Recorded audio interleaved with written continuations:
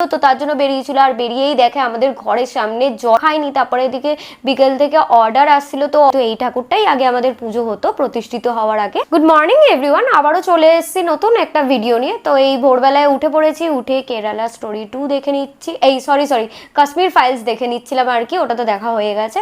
তারপরে স্নান-ধুতি করে সোজা চলে এলাম ঠাকুর ঘরে। ঠাকুর ঘরে 5 রকমের ফল দিয়ে ঠাকুরকে সাজিয়ে নিলাম, চন্দন পরিয়ে দুধ ঘি জল এইসব ঢেলে নিলাম। সেমভাবে আমি তুলসী তলায়ও ঢেলে নিলাম, যেহেতু এই ঠাকুরটাই আগে আমাদের পুজো হতো প্রতিষ্ঠিত হওয়ার আগে, যে আমাদের মন্দিরের শিব ঠাকুরটা রয়েছে। তো তারপরে এদিকে আজকের ওয়েদারটা তো ভীষণ ভালো ছিল, আর এদিকে ওকে ভাত ডাল আলু সিদ্ধ পাঁপড় ভাজা করে দিয়েছিলাম, আমি ফল আর লস্যি খেয়ে নিলাম। দিয়ে ওর জন্য করে রেখেছিলাম, বাট ও এখনও খায়নি। তারপরে এদিকে বিকেল থেকে অর্ডার আসছিল, তো অর্ডার রেডি করছিল, আমি দিদু গল্প করছিলাম, সাথে আমি কাজও করে নিচ্ছিলাম। তারপরে 3 জনের জন্য চা নিয়ে চলে এলাম।